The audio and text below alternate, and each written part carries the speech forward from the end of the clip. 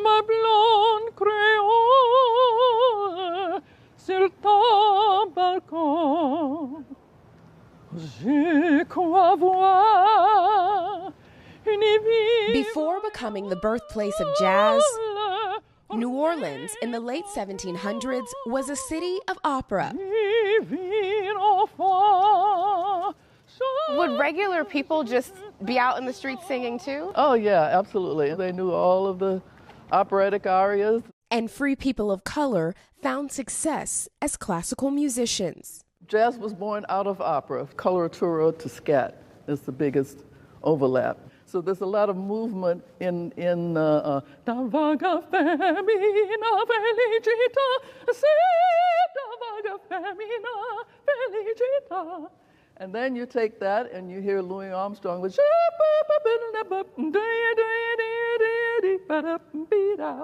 But while Louis Armstrong is well known, Giovanna Joseph says the history of black people in opera has been largely erased. Okay.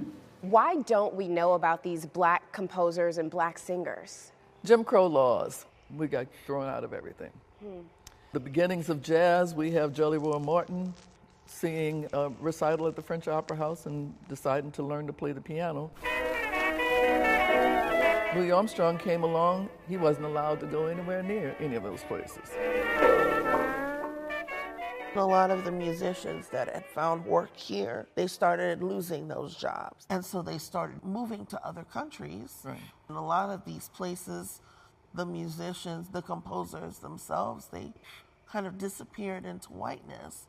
Now, Giovanna and her daughter Aria Mason are working to restore that heritage through OperaCréole, finding the lost works of local composers of color and giving them a long overdue American debut. It seems like you all are scouring the earth looking for these pieces that many people alive today don't even know existed. Right. Yeah. How do you do it? Oh, we just keep digging and keep looking. One of the first things that we did as a production in 2012 was an opera that had been lost sitting in a drawer in Croydon, England for 100 years. Their next big performance, Edmond Dédé's Morgiane, believed to be the first full opera composed by a black American, set to be performed later this year.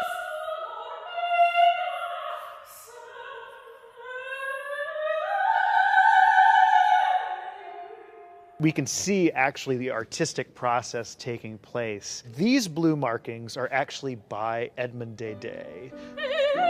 The conductor helping bring the 550-page handwritten opera to life is Patrick Dupre Quigley. You get your hands on this. What is the process? Yeah, so first thing that we do is we go line by line. So this first line is the flute line. We take each note that the flute plays and we enter it into the computer. And then we go to the oboe. And then we go to the clarinet, the horn, the bassoon, and every other piece. How painstaking is this? Very.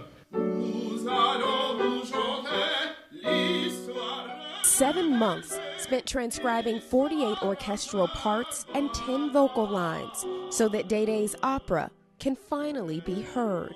This piece of music is the most important piece of American music that no one has ever heard. We are righting a wrong that goes back more than a century by simply performing it. And a powerful reminder for performers, like Taylor White. What does it feel like as a black opera singer to be performing these works? It feels reaffirming. It's getting better, but the industry is not always accepting of black and brown people being on the stage. And so knowing that my people were so instrumental in contributing to this industry reiterates for me that I'm supposed to be doing what I'm doing. Morgiane will premiere in New Orleans, New York, and D.C. Among those expected in the audience, descendants of Dédé. What does this mean for his legacy? It won't die. It means that maybe for the next 100 years, people will remember who he is. I think he would be able to stand upright with his chest out, smile, and say, I did this for y'all. No matter what your circumstances are, no matter what you're born into, life is full of possibilities.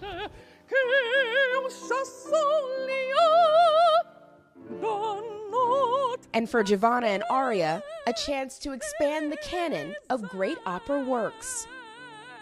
Understanding that a black man born in New Orleans was the first black American composer to create a full opera like this is narrative changing. It's powerful. It is, and I want someone to see themselves reflected on the stage in the best way. I want them to see the struggle that we have been through as a people and view it as an inspiration to move forward.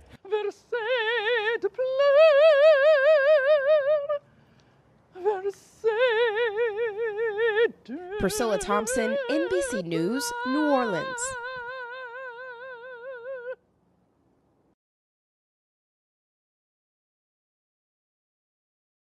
Nightly Films is sponsored by Pfizer.